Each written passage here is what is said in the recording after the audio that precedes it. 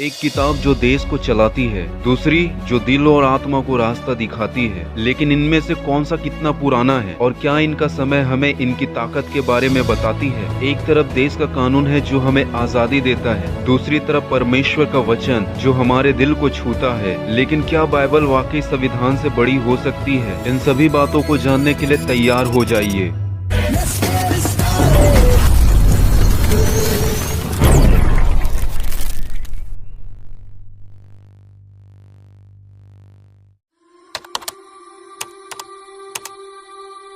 तो अब हम देखेंगे संविधान के लिखे जाने की तारीख और कितना साल ये पुराना है। भारत का संविधान 26 नवंबर 1949 को संविधान सभा ने अपनाया था और ये 26 जनवरी 1950 को लागू हुआ। इसका मतलब है कि इसको लिखने में और इसको तैयार होने में 1946 से 1949 तक का समय लगा है, जिसमें बाबा साहेब अम्बेडकर और उनकी टीम ने मेहनत की है। तो प्रश्न है, आज से कितना साल पुराना है? तो आज से, जो कि 2025 है, अगर आप 1949 से गिने तो 76 साल, और लागू होने मतलब 1950 से अगर गिने तो 75 साल पुराना है। उदाहरण के तौर पे जब भारत आजाद हुआ तब संविधान ने हमें अधिकार दिया, बराबरी और नियम का। ये एक नया देश बनाने का नक्शा था।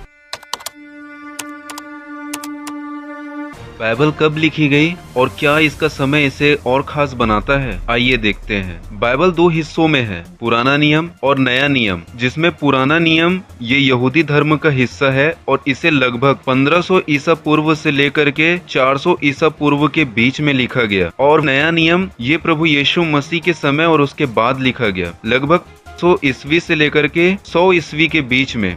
तो प्रश्न है, आज से कितना साल पुराना है? अगर हम औसत ले तो बाइबल का सबसे पुराना हिस्सा पुराना नियम आज से लगभग 3500 साल पुराना है और वही नया नियम लगभग 2000 साल पुराना है। उदाहरण के तौर पे जब दुनिया में न बिजली थी न गाड़ियां थी, तब भी बाइबल लोगों को प्यार, दया और सच्चाई सिखा रही थी और सिखा रही है आज तक।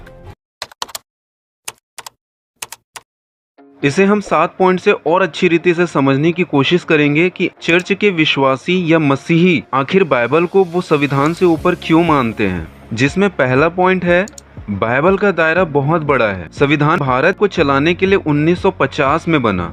ये हमारे देश का नक्शा है जो बताता है कि देश को कैसे चलना है और कैसे चलेगा और नियम क्या होंगे। लेकिन बाइबल हजारों साल पुरानी है। इसे भारत ही नहीं लेकिन अमेरिका, अफ्रीका जैसे हर जगह के लोग इसे पढ़ते हैं। फिर वो बच्चे हों चाहे बूढ़े हों, पढ़े लिखे हों या अनपढ़ हो, ये सबके लिए एक रास्ता दिखाती है। संविधान सिर्फ भारतीयों का है और भारतीयों के लिए है, पर बाइबल पूरी दुनिया के लिए है।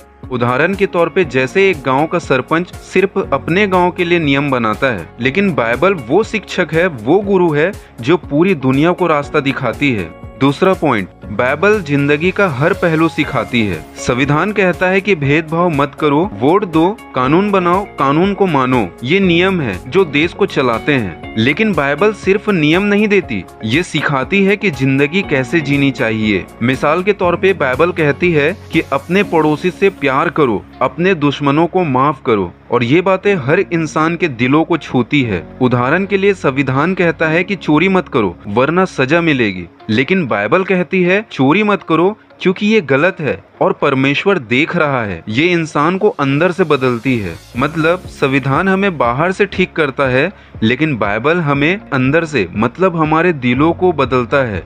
तीसरा पॉइंट, बाइबल की ताकत विश्वास में है। संविधान हमें कानूनी अधिकार देता है, जैसे नौकरी, शिक्षा या बराबरी। लेकिन जब कोई बीमार है या जिंदगी में हार मान रहा है तो संविधान क्या करेगा? कुछ नहीं। लेकिन बाइबल कहती है मत डर, परमेश्वर तुम्हारे साथ है। मतलब ये विश्वास की एक ताकत है। उदाहरण के लिए अगर कोई जेल में है, संविधान उसे सजा देगा, लेकिन बाइबल कहेगी माफी मांगो, परमेश्वर तुम्हें नया मौका देगा। संविधान हमें दुनिया में जीने की ताकत देता है, लेकिन बाइबल हमें जीने की वजह देता है। तो जो वजह दे वही तो सच्चा है। चौथा पॉइंट, बाइबल का असर अनंत काल तक है। अब देखिए, संविधान हर जिंदगी के लिए है, अधिकार, नौकरी और समाज को व्यवस्थित करता है। लेकिन बाइबल कहती है कि ये जिंदगी तो बस शुरुआत है, असली मंजिल तो स्वर्ग है, जहाँ हर इंसान की आत्मा जाती है। बाइबल आत्मा को रास्ता दिखाती है। उदाहरण के लिए संविधान कहता है अच्छा नागरिक बनो, देश को बेहतर करो, लेकिन बाइबल कहती है अच्छा इंसान बनो ताकि स्वर्ग में आपको जगह मिल सके। कहने का मतलब ये है, अगर कोई किताब हमें इस जिंदगी के आगे की मंजिल दिखाए तो वो साधारण कैसे हो सकती है। बाइबल सच्ची है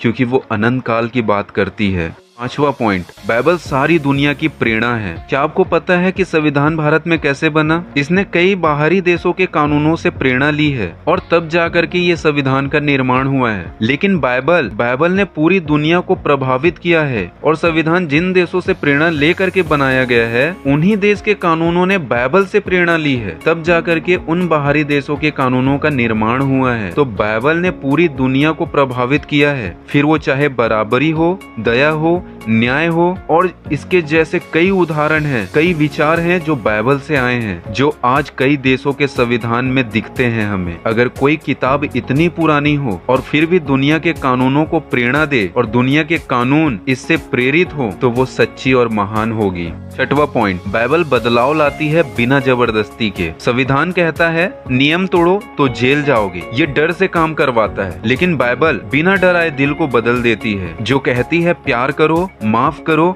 और अच्छा बनो। लोग इसे पढ़कर खुद को बेहतर बनाना चाहते हैं। उदाहरण के लिए, अगर कोई गुस्से में है तो संविधान कहेगा लड़ाई मत करो वरना तुम्हें सजा मिलेगी, लेकिन वहीं बाइबल क्या कहेगी? गुस्सा छोड़ो, अपने दुश्मनों से प्यार करो। कहने का मतलब ये है, जो किताब बिना डर के इंसान को अच्छा बनाए वो सच्ची और ताकतवर है। सातवां पॉइंट, बाइबल हर किसी के लिए है। संविधान सिर्फ भारत के नागरिकों के लिए है, लेकिन बाइबल हर इंसान की है, चाहे वो हिंदू हो, मुस्लिम हो, पढ़ा लिखा हो या अनपढ़ हो, ये सबको अपनाती है। उदाहरण के लिए, संविधान भारत का पासपोर्ट है, सिर्फ भारतीयों के लिए ही है, लेकिन बाइबल दुनिया का पासपोर्ट है, जो हर इंसान को परमेश्वर के पास लेकर के जाता है। कहने का मतलब ये, अगर कोई किताब हर इंसान को एक साथ जोड़े तो वो सच्चा और सबसे बड़ा है। अंत में मेरे प्यारे दोस्तों, मैं आप लोगों से ये कहना चाहता हूँ कि संविधान बहुत जरूरी है। ये हमें अधिकार देता है, देश को जोड़ता है और नियम भी देता है, लेकिन बाइबल इससे भी बड़ी है। क्यों? क्योंकि ये सिर्फ इस जिंदगी की नहीं बल्कि आत्मा की भी बात करती है। ये हर इंसान को प्यार, दया और सच्चाई सिखाती है। संविधान हमें अच्छा नागरिक बनाता है, लेकिन बाइबल हमें एक अच्छा इंसान बनाती है, और वो भी ऐसा इंसान जो परमेश्वर के पुत्र और पुत्रियां बन जाएं। तो क्या आप भी मानते हैं कि बाइबल में सच्चाई है? मैं अंत में भीमवादी और संविधान प्रेमियों के लिए भी कहना चाहता हूँ कि बाइबल बराबरी, न्याय और आजादी की बात करती है, ठीक वैसे ही जैसे बाबा साहेब अम्बेडकर ने संविधान में लिखा। बाइबल कहती है कि सब परमेश्वर के सामने बराबर हैं, और संविधान कहता है कि सब कानून के सामने बराबर हैं। दोनों एक ही मकसद की बात करते हैं, सबके लिए इंसाफ और सम्मान की, लेकिन बाइबल इससे आगे है, क्योंकि ये दिल और आत्मा को भी जोड़ती है। प्रभु आप सबको आशीष दे। आप सबको जय मसीह की।